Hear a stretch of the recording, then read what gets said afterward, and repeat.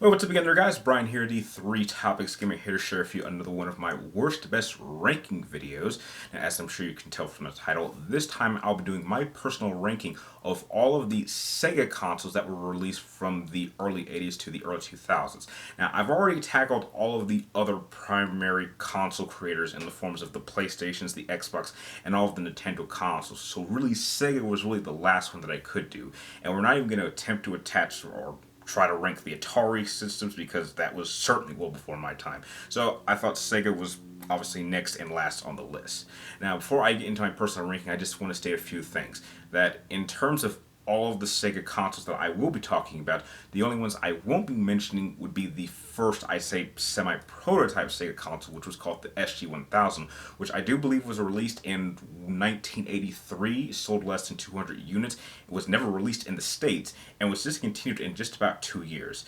Now, there were like a few little, I guess, semi-consoles that I think were like cheap-looking computers that I don't even think you should even call them consoles. And when it comes to the attachments for, say, the Genesis in the form of the Sega CD and the 32X, I just decided to just take those two attachments and just put them into the Saturn because that's really what the Sega Saturn was. It was just a 32X and Sega CD console. So, with that said, if you do happen to enjoy this video by the end, I would really appreciate it if you give this video a thumbs up and be sure to press that subscribe button if you do happen to enjoy content like this and would like to see more from me moving forward. So, without wasting any more time, let's start off with the worst of the Sega consoles that I have played. And least on my list is going to have to go to...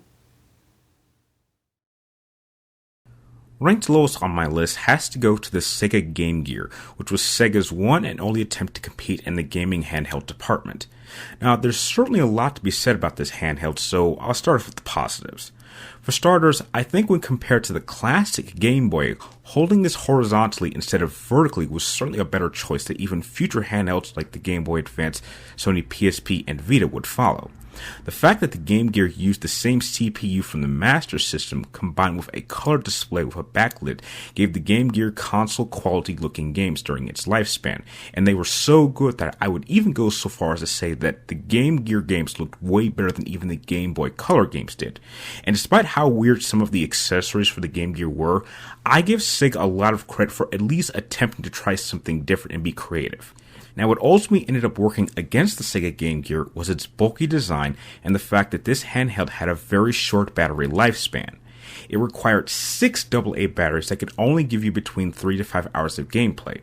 It also didn't help that Sega did not do enough to support this handheld, as a majority of its focus was spent on the home consoles. And when you consider that at one point, Sega was dividing its attention between the Master System, the Sega Genesis, and the Sega Saturn, there just wasn't enough resources to go around, and its software suffered because of that.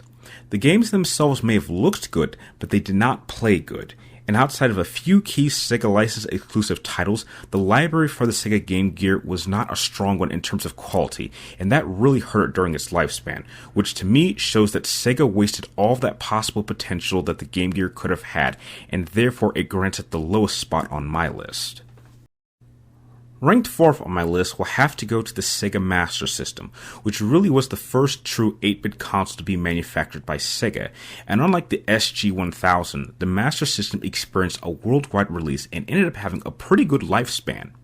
Visually, I do like the design of the Master System, and I think it's pretty cool that Sega made multiple different versions of this console, and even some of the accessories themselves had very different versions which included controllers, light guns, and even 3D glasses.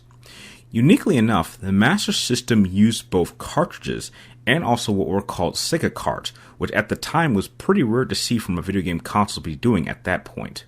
Where I believe the Master System falls short, at least in my opinion, is that the console in general feels like a prototype for its inevitable successor. It's very clear that Sega did not have a clue what it was doing with the SG-1000, and the Master System was made to really test out the waters to see how the company could maintain a console. But during this time, it very much was in competition with Nintendo's very successful NES, and it was still learning to how it could develop the best games it could to compete, and the Master System would only be out for 3 years until its successor was released. So while the Master System during its time was a good console, it was not a strong console to hold a lasting impression with me at least, and that is why I feel confident placing it number 4 on my list.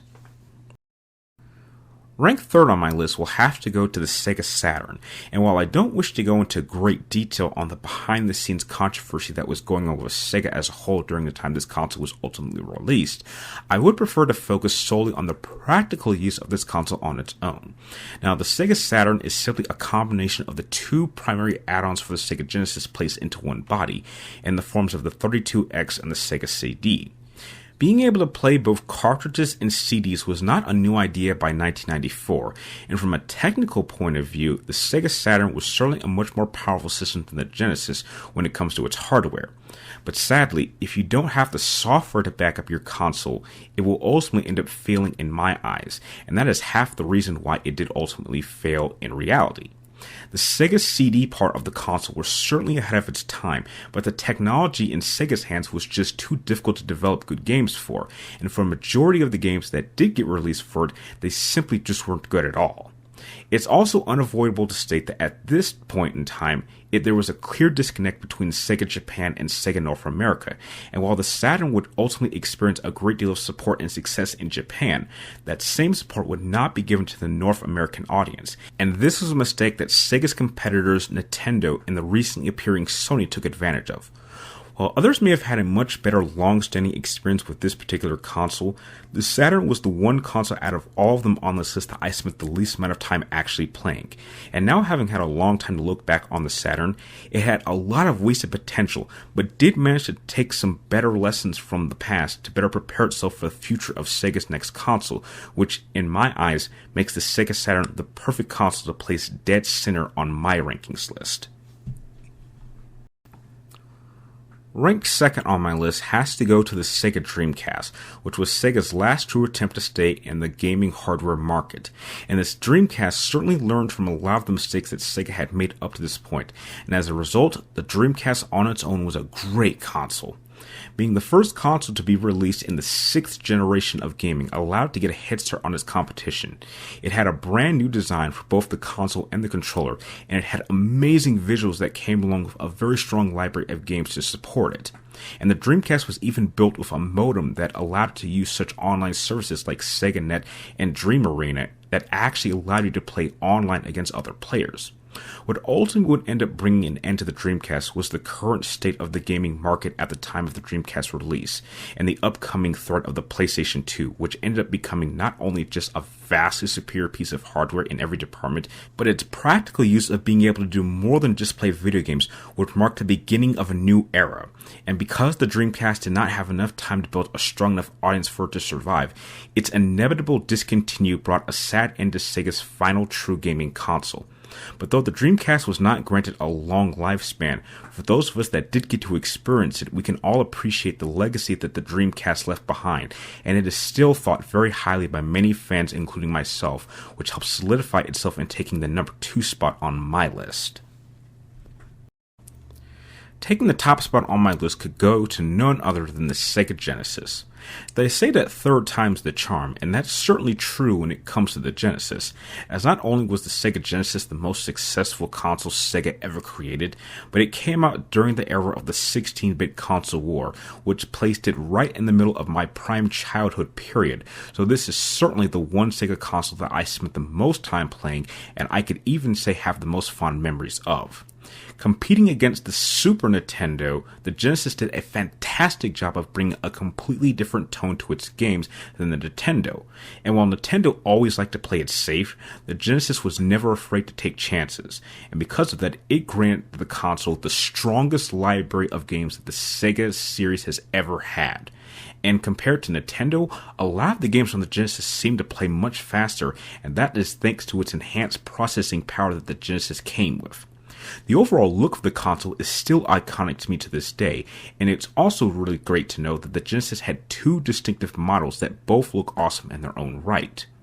With the Sega bringing its unique style to the world, it proved that Sega was indeed a force to be respected in the gaming industry, and shows them at the peak of their power before they would eventually fall from grace. But that hasn't stopped many of us from still cherishing the memories that we had and all the adventures that we went through with this console, and that is why the Sega Genesis will always remain to me the greatest Sega console of all time. And that is my ranking of all of the Sega consoles from worst to best that I have played myself. Now, if you're someone like me who actually grew up as a 90s kid and you did happen to play a number of these consoles, how would you rank the Sega consoles? Share your list with me and everyone else in the comments down below. And like always, thank you guys for watching. You're awesome, and I will see you next time.